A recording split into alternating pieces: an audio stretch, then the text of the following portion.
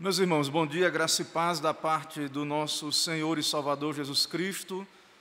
Dia 1º de janeiro de 2023, primeiro dia do ano.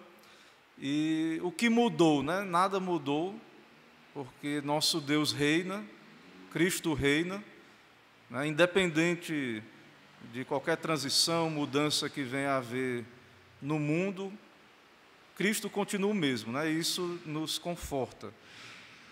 Ao mesmo tempo, se nós não mudarmos, né, pela graça de Deus, isso também não é bom, né?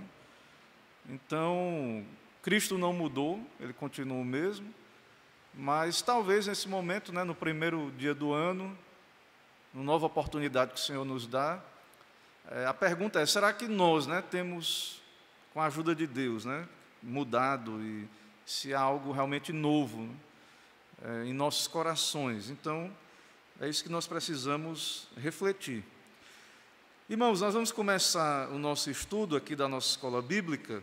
Esse estudo ele vai ser gravado, a nossa internet não está funcionando, já fiz alguns testes ali, e depois nós iremos postar, então, der tudo certo aqui na gravação, então nós iremos colocar, né, esse estudo, transmitir, postar, publicar no canal da nossa igreja. Irmãos, vamos abrir em Apocalipse, capítulo 2, do verso 12 a 17. Apocalipse 2, do 12 a 17.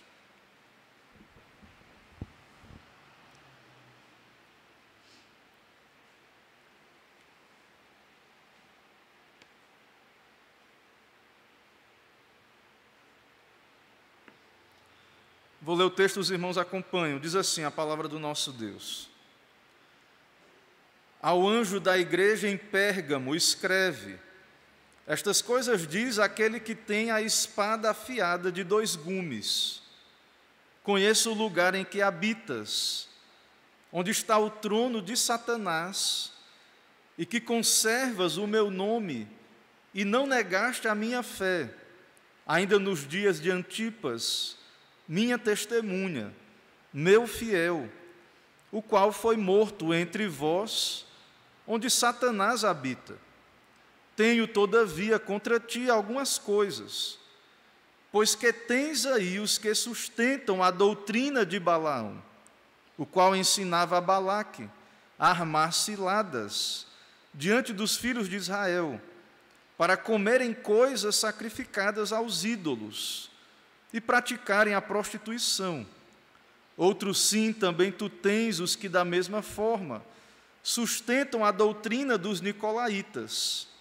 Portanto, arrepende-te, e se não venho a ti sem demora, e contra eles pelejarei com a espada da minha boca. Quem tem ouvidos ouça o que o Espírito diz às igrejas. Ao vencedor, dar-lhe-ei do maná escondido, bem como lhe darei uma pedrinha branca, e sobre essa pedrinha escrito um nome novo, o qual ninguém conhece, exceto aquele que o recebe. Vamos orar? Senhor, eis-nos aqui, ó Pai, diante do texto dessa palavra que o Senhor nos dá, revelada nas Escrituras, e nesse momento de aprendizado, de escola bíblica, onde a Tua palavra será exposta, ó Pai. Também é um momento de devoção, de adoração. Por isso pedimos, fala aos nossos corações, ó Pai. Vem o Teu reino aqui neste lugar, opera com poder e graça, nos instrui, nos exorta. Fala conosco, ó Pai, o Teu povo, a Tua igreja. Cremos que a igreja é, de fato, o novo Israel, que nós hoje representamos o Israel de Deus, e por isso ó, clamamos a Ti. Tem misericórdia, ó Pai, de nós, e venha o Teu reino sobre cada um de nós. Assim oramos, pedimos essas bênçãos em nome de Jesus Cristo. Amém. Irmãos, nós estamos estudando então essas cartas às 7 igrejas no livro de Apocalipse, e nós chegamos então à terceira destas igrejas. Há um padrão, eu já falei sobre isso nos estudos anteriores, nessa carta às igrejas. Eram igrejas reais, com problemas reais. São igrejas com problemas particulares, são diferentes. Cristo conhece cada uma delas. E há um contexto específico de cada lugar, de cada cidade onde aquela igreja se encontrava. A igreja de Pérgamo Pérgamo é uma cidade próxima ao mar Egeu. Pérgamo, pela palavra Pérgamo, você já percebe que é uma palavra que soa muito parecido com o quê? Pergaminho. Então, nessa cidade, e aí há uma teoria ou por falta de papiro ou por proibição, eles faziam rolos de peles de animais. E isso era o caderno da época. Era um caderno de couro, de pele. Eles escreviam nessas peles. Eles não tinham a facilidade que nós temos hoje, né, tanto a questão digital, até mesmo para fazer folhas de papel. Havia o papiro, mas havia também o pergaminho.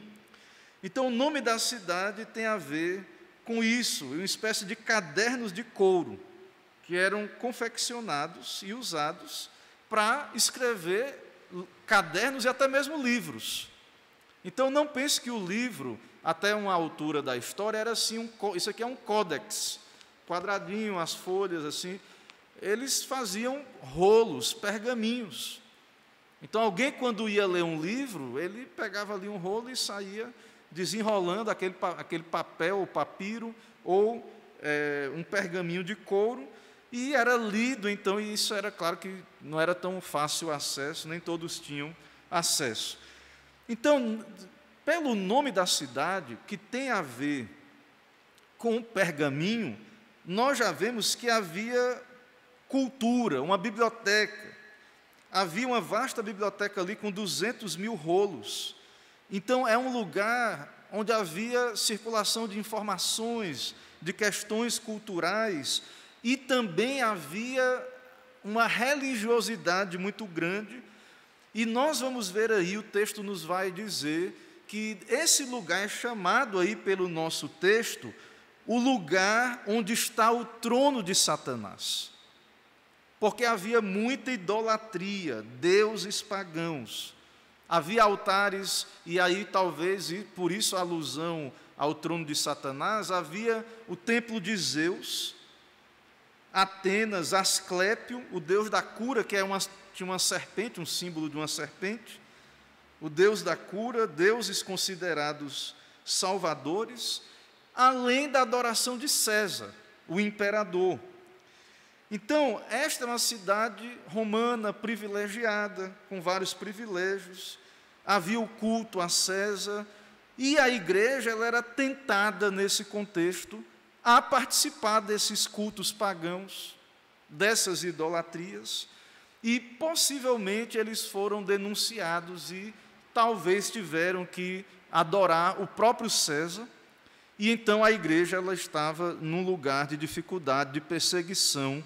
Então, o Senhor diz a essa igreja: conheço o lugar em que habitas, onde está o trono de Satanás, e que conservas o meu nome e não negaste a minha fé. Então, também é uma igreja perseguida, também é uma igreja sofrida. Então, Jesus fala que conhece essa igreja e fala algo encorajador, a princípio. Ele diz que conhece o lugar, a dificuldade daquele lugar, e que aqueles irmãos estavam enfrentando lutas, estavam firmes, conservando a fé, não negaste a fé, e teve um mártir aí nesse lugar. Ele diz aí: ainda nos dias de Antipas, minha testemunha, meu fiel, o qual foi morto entre vós, onde Satanás habita. Porém, irmãos, ao mesmo tempo que essa igreja, então, é uma igreja que está firme em meio à perseguição, Jesus se revela a esta igreja, no versículo 12 ainda, na parte B, como aquele que tem a espada afiada de 2 gumes. Então, nós vamos ver aqui que há algo nessa igreja reprovável, E Jesus se revela como aquele que tem a espada afiada para disciplinar.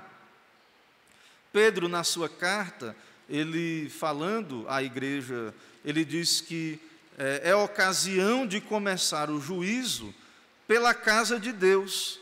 Pedro, ele nos fala isso, que é ocasião de começar o juízo pela casa de Deus. E a igreja, então, é o Israel de Deus. E a disciplina, irmãos, a gente às vezes entende, acha assim, que arrependimento é só para quem é de fora. Israel também pensava assim muitas vezes. O profeta vinha dizendo, vai ter juízo, Jerusalém vai ser destruída. E o povo dizia, não, nós somos o povo de Deus, Israel de Deus, nós temos o templo do Senhor. As pessoas muitas vezes entendem e pensam que só quem precisa se arrepender são pessoas que estão fora do contexto religioso, fora da igreja visível. E não é isso que vemos aqui. Jesus vem a essa igreja, é uma igreja ainda que tem os seus problemas, como vamos ver, mas ele vem como aquele que tem a espada afiada de 2 gumes, para tratar, para disciplinar. Então, a ideia aqui é de disciplina, até mesmo de juízo. A visão é de Jesus, como ele foi revelado no capítulo 1, glorioso, com espada. Espada é um símbolo de poder, de autoridade. Paulo, quando ele fala dos governos, ele diz, não é por acaso que ele porta a espada, que a autoridade porta a espada. Espada aí é símbolo de poder, de autoridade, de governo. Então, Cristo aparece diante da igreja, dessa igreja, como aquele que tem a autoridade, que tem a espada, que tem o poder. Então, quem tem o poder não é Roma, não é a Babilônia, não são os poderes dessa terra. A igreja, às vezes ela está com medo, né, do comunismo e de outras ideologias, está com medo dessas coisas, mas a igreja, olhando para esse texto, talvez ela deveria pensar, Jesus nos conhece, Ele é o Senhor, Ele é o Rei dos Reis, o Senhor dos Senhores. Ele se revela para a igreja, que hoje é o Israel de Deus, aqui essa igreja, e de alguma maneira também isso chega até nós, como aquele que tem a espada afiada de 2 gumes. E nós muitas vezes descansamos numa falsa paz, ou achamos que não temos nada a temer da disciplina de Deus ou do juízo de Deus, mas o Senhor trata aqui com essa igreja, Ele trata com esse povo. Ou seja, eu tenho a espada, Ele está dizendo, eu sou aquele que detém o poder, eu guerreio contra os meus inimigos. E a igreja também, da mesma maneira, quando ela não se arrepende dos seus pecados, quando ela não se volta para o Senhor, então ela também se torna alvo da disciplina, até mesmo do juízo de Deus. Então, Cristo é o nosso rei, o nosso comandante, o nosso capitão. Ele tem todo o poder no céu e na terra. Ele tem toda a força. A igreja é perseguida, a igreja é forçada. O mundo quer que idolatremos com eles, que adoremos os seus ídolos, que sigamos com eles nessa cultura depravada. Então a igreja de Pérgamo habitava no meio de um povo que tinha uma cultura depravada, festas pagãs, idolatria, cultos com imoralidade sexual, todo tipo de situação idólatra, e por isso ali era o lugar onde o trono, onde Satanás habita. E com certeza havia a tentação, e possivelmente, como vamos ver aqui, até gente de dentro da igreja, dizendo, não, rapaz, não tem problema não, a gente é cristão, mas a gente pode comer a comida sacrificada ao ídolo. Lembra lá na carta aos Coríntios que Paulo tratou disso? Claro que não há ídolo, em certo sentido, se a sua consciência, e dependendo do contexto, né, mas também não convém o fato de sabermos que só há um Deus, irmos para um templo pagão ou fazermos a mesma coisa que a cultura pagã faz, porque nós somos o Israel de Deus, um povo separado, um povo santo, e o nosso Cristo, ele é um Cristo que é rei e juiz, e ele tem a espada afiada de 2 gumes. Nós devemos temer ao Senhor, ter temor do Senhor. Ao mesmo tempo, se os inimigos vêm contra nós, nos forçar, eles têm um poder terreno, mas o nosso Cristo tem a espada afiada de 2 gumes. Então, nós sofremos oposição do mundo, mas o mundo sofre oposição de Cristo. Cristo vai julgá-los. Podemos até sofrer por um tempo, podemos até, da perspectiva dessa terra, sermos vencidos, derrotados, sermos mártires, morrermos pela causa do Evangelho, sofrermos de várias maneiras, mas no final, a ideia de Cristo com a espada é que ele vai julgar essa terra e a igreja de fato irá sair vitoriosa. Essa espada é poderosa para ferir corações também. Essa ideia também, a própria palavra de Deus é comparada a uma espada afiada de 2 gumes, que penetra até dividir juntas e medulas e etc. Então, essa palavra de Deus, essa espada é a palavra de Deus, e também o poder de Cristo de, com o sopro da sua boca, destruir todos os seus inimigos. Então, Jesus Cristo sabe onde nós vivemos. A igreja está no meio da cultura. Existe uma cultura pagã ao nosso redor. Irmãos, a própria igreja parece que aboliram os primeiros mandamentos da lei de Deus. Já parou para pensar nisso? Não terás outros deuses diante de mim, não farás imagem de escultura, não tomarás o nome do Senhor teu Deus em vão, lembra-te do dia de sábado para o santificar. Não há base para os outros mandamentos se você não crê nos deveres relativos a Deus. Amar o próximo, a base para o amor ao próximo é que há um Deus que nos criou. Nós temos deveres para com esse Deus. E é por isso que nós devemos não matar, não adulterar, não dizer falso testemunho, e não cobiçar, e etc. Tudo aquilo que diz respeito ao nosso dever para com o próximo é importante, mas e os deveres para com Deus? Os deveres para com o Senhor? Então, a igreja, irmãos, ela está no meio da cultura, ela é o Israel de Deus, hoje, mas nós devemos parar para refletir e pensar o que é que está acontecendo. E nós, muitas vezes, percebemos aí que há um abandono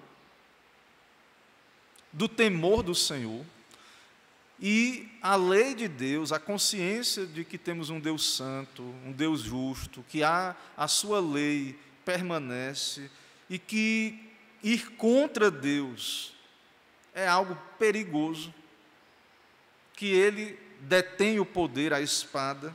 Israel se sujeitou a isso, enfrentou, encarou, quis encarar isso, pecou contra Deus, idolatrou e sofreu as consequências terríveis. Então, a ideia de trono de Satanás aí, certamente, tudo indica, é um lugar de grande idolatria. É um lugar onde havia muitos templos pagãos, havia muito pecado. E, irmãos, cada igreja está num contexto, e nós vivemos, então, numa cultura altamente idólatra também. E até mesmo podemos dizer que a própria igreja, ela perdeu o entendimento de que é o Israel de Deus, de que deve temer a Deus, os mandamentos de Deus. E as pessoas seguem muito no automático, e elas nunca vão, por elas mesmas, imaginar Cristo nessa visão aqui de Apocalipse, como ele diz, Cristo sobre a igreja com a espada para punir a igreja, para disciplinar. Não é essa imagem que as pessoas terão de Cristo pelos filmes, pela cultura, pelo senso comum. Elas acham que é como Israel, elas acham que não, se Deus tem que punir lá, fora, E elas não entendem essa ideia de um juízo, de uma disciplina sobre o próprio povo de Deus. Então, aquela igreja foi uma igreja que suportou tribulações. A igreja de Éfeso, a primeira igreja que vimos, a primeira carta, era uma igreja que tinha falsos mestres, mas era uma igreja que resistiu ao falso mestre, aos falsos ensinos, falsos apóstolos. A segunda igreja, que é a de Esmirna, que nós já vimos, tinha perseguição do Império Romano e de falsos judeus, aqueles que diziam que eram judeus e não eram. Essa igreja em Pérgamo, ela tinha perseguição de fora e tinha falsos mestres dentro. Mas diferente de Éfeso, que resistiu aos falsos apóstolos, essa igreja aqui estava tolerando o falso ensino, os falsos mestres, ela estava tolerando, sendo tolerante, deixando quieto, não fazendo nada.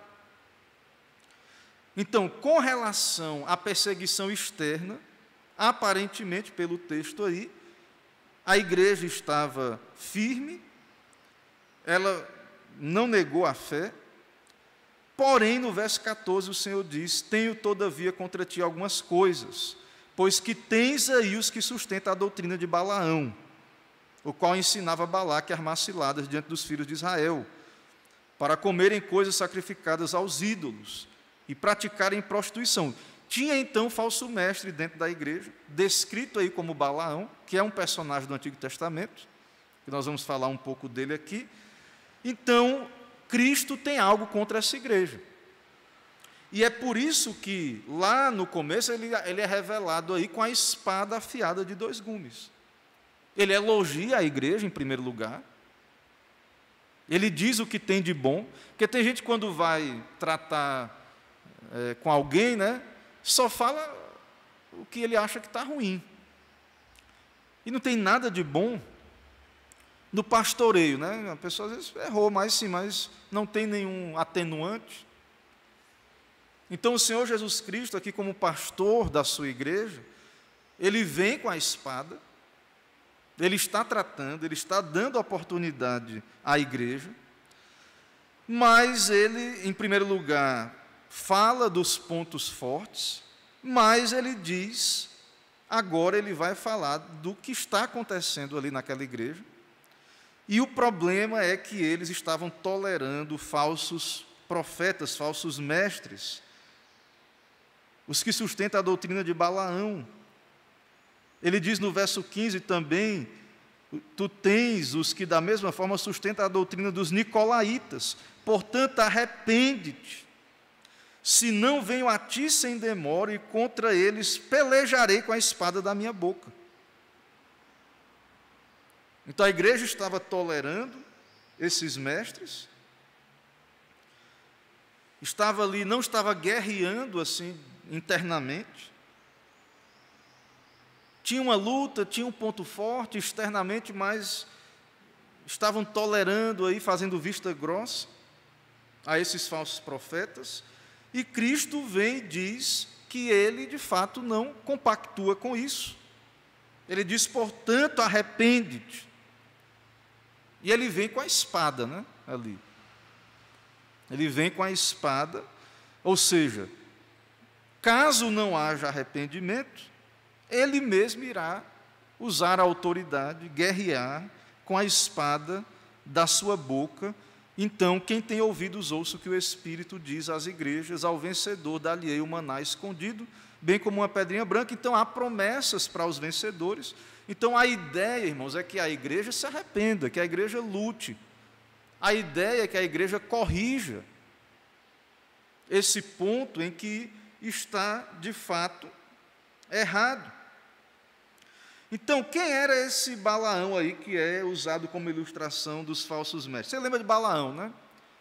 Ele tinha uma jumenta e ele era um profeta pagão e foi contratado para amaldiçoar os filhos de Israel, lá no livro de Números.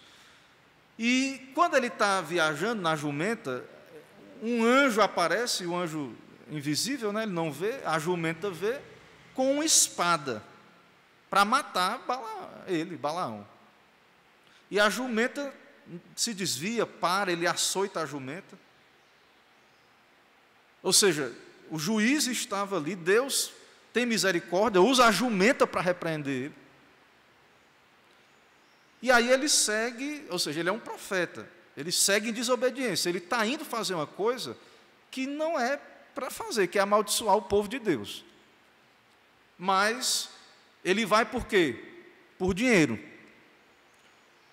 Então Balaão, ele é um símbolo daqueles que, por dinheiro, por algum motivo, terreno, material, se rebelam contra Deus, são falsos profetas, e mais, são repreendidos, mas não se arrependem e continuam, indo até o fim. Então Balaão, a jumenta repreende ele, Deus usa a jumenta, e ele vai. Aí ele sobe lá no monte, o rei pede para ele amaldiçoar o povo de Israel, e aí ele abençoa o povo de Deus. E aí 1, 2, 3 vezes ele abençoando o povo de Deus ali. E aí ele tem uma ideia.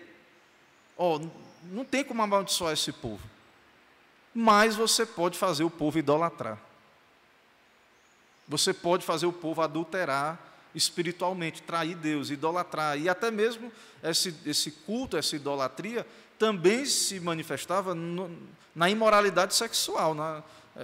Havia a relação íntima com as mulheres moabitas ali, aconteceu, e isso trouxe o juízo de Deus sobre o povo. Muita gente morreu ali logo. E depois, ou seja, Deus mesmo puniu ali o povo porque pecou, quebrou o mandamento, idolatrou, transgrediu. Então a igreja é dita que ela estava tolerando os que sustentam a doutrina de Balaão. Quem era Balaão? Então é esse tipo de indivíduo, que por dinheiro, por interesses particulares, estava fazendo o povo pecar, estava fazendo o povo tropeçar, armar ciladas diante dos filhos de Israel, para comerem coisas sacrificadas aos ídolos. E ele fala aí também dos nicolaítas. Então, possivelmente ali na igreja, tinha esses profetas, não, rapaz, não tem nada não, ir lá no tempo pagão, e não existe mesmo esse Deus, e comer da carne, ou ter a relação íntima com uma prostituta cultual, e continuar sendo crente. Ou seja, o adultério espiritual, a traição a Deus, a quebra da aliança. Não tem nada não, a gente fazer tudo que a cultura faz, viver igual o mundo faz, e ser o povo de Deus, e ser o Israel de Deus. Então, irmãos, e esses profetas não vai dar certo. O falso profeta, então, ele vai pregar uma falsa paz, que está tudo bem, que Deus, que Cristo está tudo bem, Cristo está provando tudo isso aí.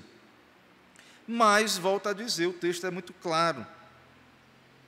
Cristo está com a espada afiada. E ele diz: arrepende-te, pois quando não, em breve virei a ti, e contra eles batalharei com a espada da minha boca. Ou seja, o problema dessa igreja qual é? Eles estavam tolerando esse erro, praticando ou tolerando. Eles precisavam odiar o que Deus odeia, se arrepender, ter cuidado com essa situação interna, né, e que levava ali a uma questão de relação com o paganismo, com o pecado. E o juízo é anunciado para os que não dão ouvidos. E isso, irmãos, ainda é uma graça de Deus, que Deus está confrontando aquele povo. Então, nós precisamos estar atentos a isso. Ao vencedor dar-lhe-ei do maná escondido, bem como uma pedrinha. Ele diz aí. Ele diz também, contra os que não se arrependem, se não vem a ti sem demora, e contra eles pelejarei com a espada da minha boca. Então, o próprio Cristo vai agir. vai intervir com relação a essa igreja. Então, meus irmãos, nós precisamos entender que hoje a igreja é o Israel de Deus. Ela faz esse papel. Ela cumpre essa tarefa hoje. Então, a mesma coisa que aconteceu lá em Israel, Deus tinha os seus eleitos, o seu remanescente, tinha também aqueles que não temiam ao Senhor, e o Senhor, o juízo começa também, a ocasião, como diz Pedro, de começar o juízo é pela casa de Deus, porque é difícil mesmo, o caminho é estreito, o caminho da salvação é estreito. Certo? Eu estava vendo alguém dizendo essa semana, né, que não há fila, não há engarrafamento, né, no caminho estreito, porque são poucos os que andam nesse caminho, apesar dele ser estreito, né, ele comporta bem que vá de um por um, pela graça de Deus, e a coisa anda. Então, o nosso comentarista aqui, que estamos caminhando com ele diz que a ideia nessa carta aí, ele está dizendo aqui, ó, e é isso que vimos, é de Cristo diante da igreja como um juiz ameaçador por causa dos pecados dela. Esse é o pensamento de pano de fundo, então, dessa carta.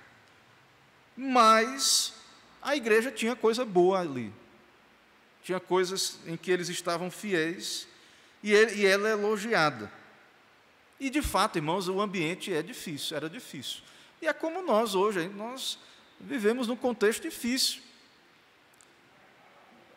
Cristo sabe a luta, a nossa luta, para sermos fiéis a Ele no mundo que vivemos hoje.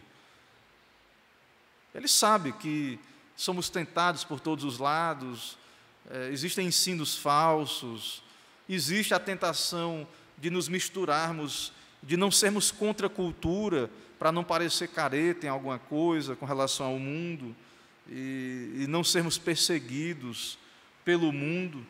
Mas, irmãos, nós temos que temer Cristo. Nós temos que temer desagradar ao Senhor, estarmos deixando de ser sal e luz, de ser candeeiro. Deixar de ter o contraste da luz com as trevas. Porque a igreja, se não tiver cuidado, olha e é a mesma coisa. Não muda nada. E Cristo continua o mesmo, com a sua espada afiada. Então ele tem autoridade judicial, não apenas sobre a igreja, mas sobre o reino das trevas. Então a grande tentação, possivelmente, ele diz aqui, é que os cristãos podiam ter relações mais estreitas com a cultura, as instituições e religiões pagãs, do que João julgava próprio. Então, esse é o nosso desafio, né? Ser santos no mundo, estar no mundo, né? Não tem como sair, a igreja tem que ocupar e tal, mas, ao mesmo tempo, tem que haver o contraste. Não podemos comer coisas sacrificadas aos ídolos, praticar a prostituição. Ou seja, haviam festas ali, cultos, que realmente não dava para o crente. Adoração a César. E eles eram perseguidos porque se recusavam a participar. Então, a igreja, ela perdeu totalmente o... Por que a igreja, às vezes, nem percebe, né? Porque é aquilo que eu falei, voltando. A igreja, ela não tem a referência dos 10 mandamentos mais.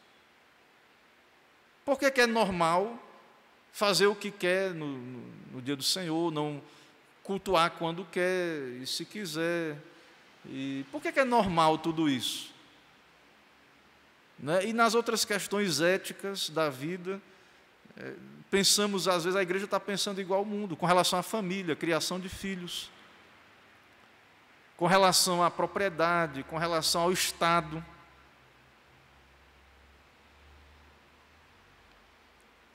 Porque, possivelmente, a gente está tendo dificuldade de ver o que é que precisa ser recusado. E por isso, às vezes, não somos perseguidos. A igreja não é perseguida. Ou ela fica isolada e não é vista, né? Está invisível, totalmente invisível. E não é a função da igreja também ser invisível. porque ela é o candeeiro que Jesus disse ali, ela é sal e luz, nós não temos que nos tornar completamente invisíveis, embora a ideia do sal, né, o sal ele não é visto, né, ele não tem o protagonismo ali, mas ele tem um efeito de conter a putrefação.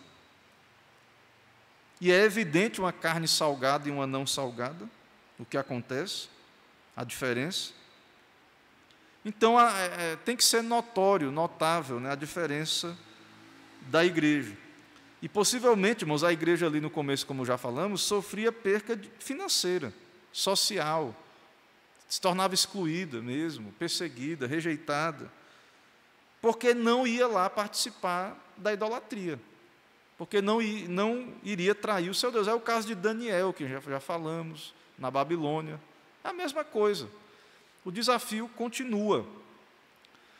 Nós precisamos de, com sabedoria, né, sem legalismos, sem ser fanatizados, mas existe a verdade, a lei de Deus, existem os requisitos de Deus, os seus mandamentos.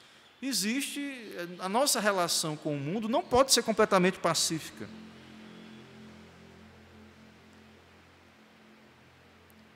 E aí o problema também é dentro da igreja, quando a igreja diz, não, mas eu não concordo, mas tolera o falso ensino. Quantos, né, nesse momento, por comodismo, estão em igrejas com falsos pregadores, ou mesmo dentro das nossas igrejas reformadas, né, presbiterianas, tanta coisa é tolerada, é feito vista grossa, como se Cristo fosse como nós, pensasse como nós, não, tal, não vai dar em nada isso aí, não vai dar problema não, e sempre foi assim, como se não fosse haver uma intervenção de Deus. Então ele diz aqui, a igreja tem que vencer o seu pecado de tolerância e disciplinar ambos os grupos. Para a igreja ser vencedora, né, das marcas da reforma é a disciplina eclesiástica. Então a igreja precisa militar, né, ser militante. Assim como ela resiste e combate os absurdos de fora, os de dentro também. A idolatria, o desrespeito, o desprezo pela lei de Deus, pelos seus mandamentos, pelo culto. Então, é assim, irmãos, que a igreja é dita que ela vai vencer. Ela precisa, então, se arrepender, ela precisa, então, não tolerar aquilo que Cristo abomina, aquilo que Cristo diz que não deve ser tolerado. A igreja, ela precisa fazer isso. E ao vencedor, há uma promessa de um maná e uma pedrinha branca. O maná, aquela comida do deserto. Ela simboliza também o próprio corpo de Cristo, a carne e o sangue, ou seja, a nossa salvação, o céu. Teremos ali as bodas do Cordeiro no céu, ou seja, é uma recompensa, né, o maná. Termos ali nossas necessidades satisfeitas completamente. E a pedrinha também aí dita com um novo nome, pedrinha branca, que aponta para a justiça. E o novo nome também tem a ver com a comunhão com Deus, com uma relação íntima, uma nova relação com Deus. No próprio livro de Apocalipse, lá ele diz o seguinte, lá mais para frente, o nome do meu Deus, o nome da cidade do meu Deus, a nova Jerusalém que desce do céu, vindo da parte de Deus, que é gravado sobre o crente. Então, quando nós nos convertemos, nós recebemos uma nova condição, uma nova natureza, um novo nome. No céu, então, nós estaremos ali numa nova condição, uma nova identidade. Nome novo diz respeito a estar na presença eterna de Deus, numa condição nova, em comunhão plena com o Senhor. E isso, irmãos, novo nome também aponta para aquilo que nós já temos dito aqui: a igreja é o novo Israel. Lá em Isaías há uma profecia em que os fiéis seriam chamados pelo um novo nome, e isso se cumpre na igreja. E lá em Isaías, no Antigo Testamento, há uma promessa, e essa promessa se cumpre na igreja. Então há conexões entre os testamentos, mostrando que a igreja é o Israel de Deus, é o povo de Deus. E isso nos coloca debaixo dessa responsabilidade muito grande, né, de termos comunhão com Deus, de ouvirmos as suas repreensões, de buscarmos a santidade, de vermos o que é que realmente temos acertado e o que é, se tem algo que está fora de ordem, ser colocado no lugar, haver arrependimento. Então nós precisamos considerar nestas coisas. Irmãos, aqui ele tem algumas sugestões para reflexão no livro, né, algumas aplicações, algumas coisas nós já falamos, né, vamos enfatizar novamente. Ele fala aqui sobre a correção pastoral. Veja que Cristo vem à igreja e primeiro ele traz encorajamento. Então, às vezes, realmente, a igreja, se nós não tivermos cuidado, parece que só há repreensão, não há nada positivo. Infelizmente, né, às vezes a situação é muito ruim, né? E talvez a nossa igreja, as nossas igrejas, não estejam nem nessa condição, dessas igrejas aqui.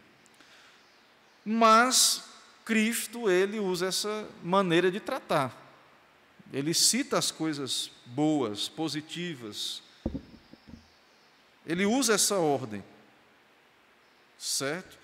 Claro que quando você ouve a palavra ruim, se você não falar primeiro o que é bom, às vezes você só se entristece, só ouve aquelas palavras, né, negativas, e aquilo pesa muito. Então, é importante também, nesse sentido, né, o encorajamento de Cristo, né, nesse sentido, o elogio de Cristo para aquilo que é positivo.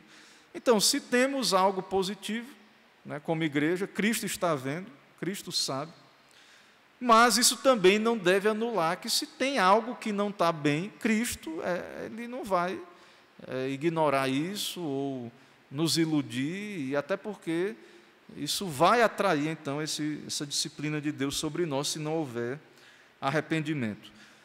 Falamos aí, ele também diz aqui, o problema da tolerância e pressão para ceder. A igreja está sendo pressionada. Provação é isso. É certo, porque somos pecadores, muitas vezes caímos nas provações. O jovem está sendo instruído, vai ter vitórias, vai ter momentos de não vitória, de ter alguma queda, alguma situação, mas temos exemplos bíblicos de José do Egito, de Daniel.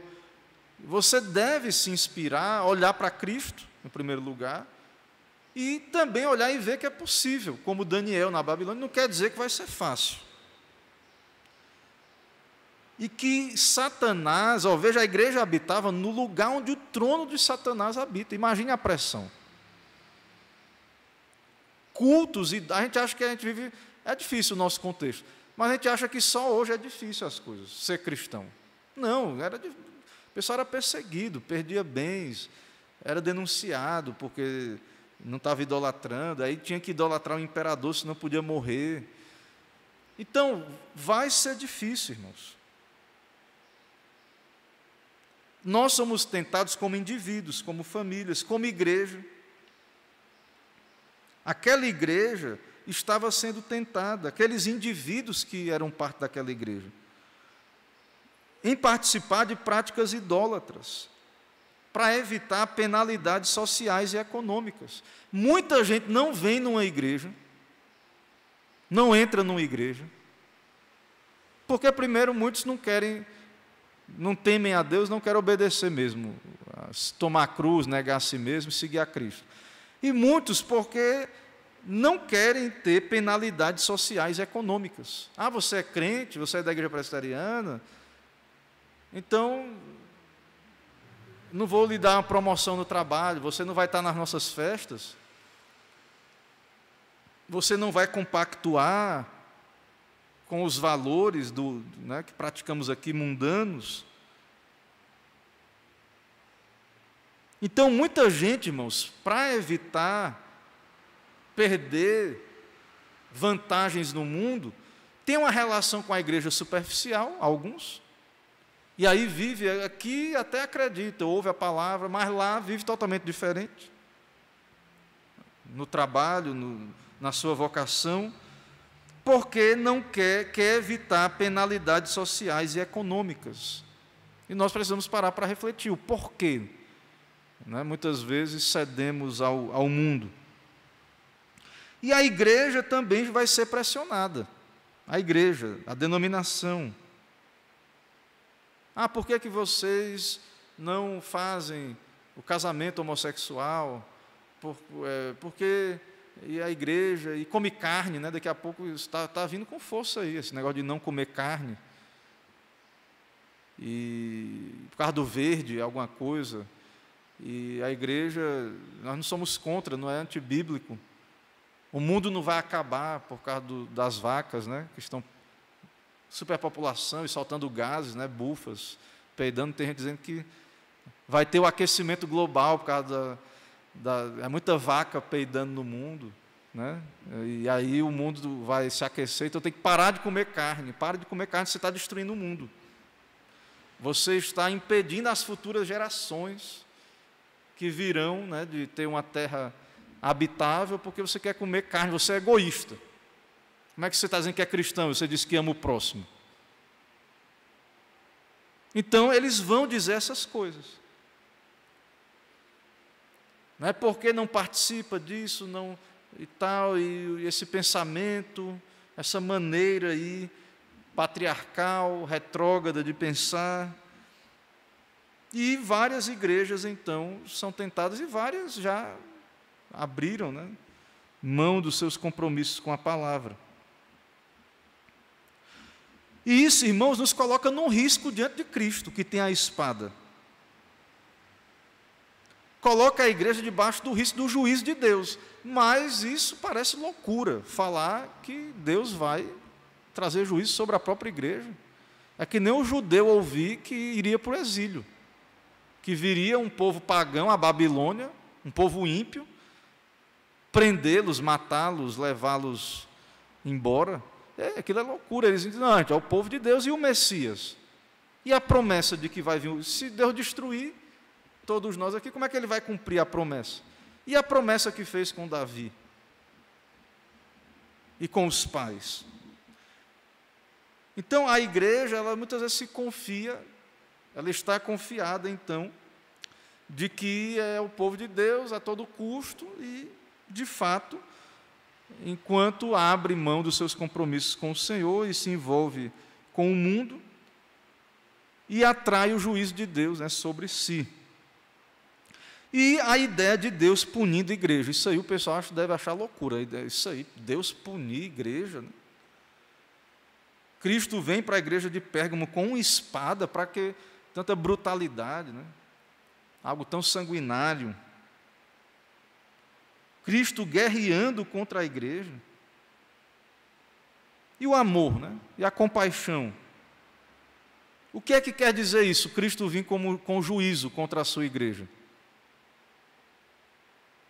A gente às vezes pensa, houve ali perseguições e tal, mas às vezes, irmãos, é tirar a palavra, é mover o candeeiro, como nós já vimos, ou deixar lá, mas ele não ter mais função nenhuma, ser um sal sem sabor. E a questão é, será que nós tememos isso? Tememos Cristo, a disciplina de Deus, até mesmo o seu juízo? Os alertas da Bíblia, aqueles alertas que temos, ele cita aqui o caso lá no Sermão do Monte, de muitos que dirão, em teu nome profetizamos, etc., e ele dirá, nunca vos conheci, apartai-vos de mim.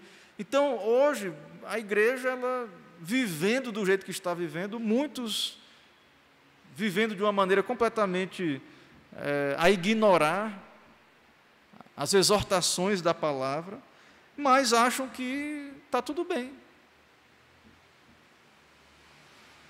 E há uma indiferença espiritual. E até mesmo, irmãos, nós vemos aí, é um paralelo, né? Embora a gente está falando de questão espiritual.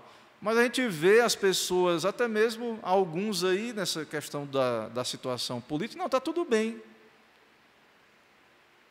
Que as coisas estejam invertidas, né? Que a criminalidade seja exaltada. Está tudo bem. E aí, trazendo isso para a igreja, dentro do contexto eclesiástico também, tem pessoas que acham que está tudo bem, se justificam, usam versículos bíblicos para não se arrepender, para dizer que é assim mesmo. A igreja, né, aqui, nós estamos aqui, dia do Senhor. Sei que teve a situação lá do confraternizações e tudo, mas é o dia do Senhor, irmãos. É o dia que deve ser usado para o nosso Deus. E aí, ok, a gente está aqui porque nós cremos no nosso dever, nos alegramos, mas muitos não. Onde tiver 2 ou 3, Deus, sim, Deus está aqui. Não há dúvida nenhuma disso. Mas muita gente vai usar isso, usa isso para justificar. Como que para dizer que não precisa da sua presença nesse dever público, que é cultuar a Deus no domingo, e que também tem o mesmo valor quando ele se reúne fora do dia do Senhor, no outro contexto familiar, ou um contexto outro, particular, e também ali vai ser um grupo menor, e a mesma coisa, ele compara e torna igual coisas, ignorando os mandamentos de Deus, toda a teologia que nós extraímos como presbiterianos da Bíblia sobre o culto, sobre os nossos deveres para com Deus. Então, se não tivermos cuidado, vamos fazer que nem os judeus no Antigo Testamento. Vamos dizer que está tudo bem, vamos ficar nos iludindo, mas o texto é muito claro. Quem tem ouvidos, ouça o que o Espírito diz às igrejas. Sabemos que nem todos vão ouvir e entender. Sabemos que é uma graça de Deus. Mas se Deus está enviando a sua palavra para nós, nós somos responsáveis. E devemos, então, no que depender de nós, com a ajuda de Deus, de fato, ouvir, dar atenção, temer. Então, o grande temor que você precisa hoje não é do presidente novo que virá, ou qualquer situação. A igreja, irmãos, ela está preocupada. Isso aí é uma luta também, a igreja vai enfrentar, né? Ela está no mundo. Ela vai ser perseguida pela Babilônia. Na verdade, nós temos visto aqui, que a relação da igreja com o mundo, por ser contracultural, vai ser uma relação tensa de luz e trevas sempre, independente de quem estiver no poder. Mas nós estamos temendo coisas terrenas, como igreja, pandemias, questões. É claro que é ruim essas coisas. Estou dizendo que a gente tem que. A igreja ela sabe que essas coisas trazem sofrimento. Porém, irmãos, isso vai ter um fim. Não é para sempre a prova. E o que a Bíblia nos ensina, e está nos mostrando, é que nós devemos temer Cristo. E lutar e saber que há uma vitória. E que ao vencedor há promessas do maná escondido e da pedrinha branca, e um novo nome. Nós viveremos uma nova condição. Teremos vitória, estaremos livres desse sistema inimigo de Deus e da igreja. Mas nossa vitória final não é aqui. E o nosso temor, o nosso coração não deve, né, estar comprometido apenas com essas coisas. Tristeza nós vamos ter, tribulação vai ter, problemas, crises virão, mas, irmãos, nós precisamos ter olhos espirituais e contemplar a situação nossa como igreja, a nossa função, qual o propósito de estarmos aqui como indivíduos nessa terra, de sermos igreja, e que Cristo, Ele está reinando, e que Ele tem a espada, e Ele usa a espada. sempre usou, vai continuar usando. E o nosso papel é temer a Ele e nos humilhar diante dEle. Irmãos, alguma contribuição, participação, perguntas, dúvidas sobre essa passagem? Então ela dá continuidade, né, às outras, tem muito a ver com a nossa realidade hoje também. Que o Senhor nos ajude, né, a contemplar essas coisas e nos dê força para esse ano sermos fiéis no que depender de nós, de cada um de nós, que sejamos fiéis, que o nosso temor esteja no lugar certo, nossa confiança também, e que nós possamos obter vitória, né, a vitória final especialmente, e suportar a provação e não tolerar o erro, né, não tolerar o que Cristo não tolera e abomina. Ok? Então vamos orar, oremos ao nosso Deus. Senhor, nosso Deus e Pai, Deus bendito e eterno, nós te louvamos, ó Pai, por mais um dia e poder, mesmo cansados de uma noite de confraternizações, de culto em ação de graça, mas esse é o teu dia, ó Pai, o Senhor é digno desse esforço. O Senhor é digno, ó Pai, de adoração.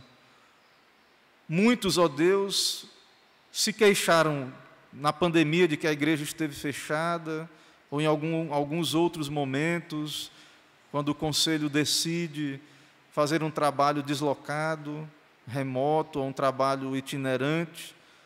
Mas estamos aqui, ó Pai, a tua igreja está aqui, de portas abertas, e tem estado aqui, e muitos não ligam, não se importam com isso.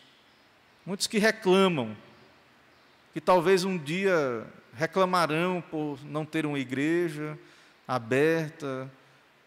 Tem misericórdia, ó Pai, pedimos que o Senhor não permita que cheguemos a esse ponto.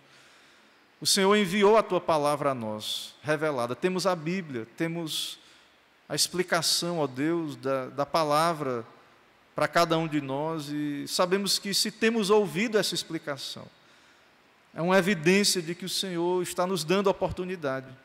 Quebranta-nos, ó Pai, dá-nos força. Dá-nos cumprir a Tua vontade, ouvidos para ouvir, coração para atender e obedecer.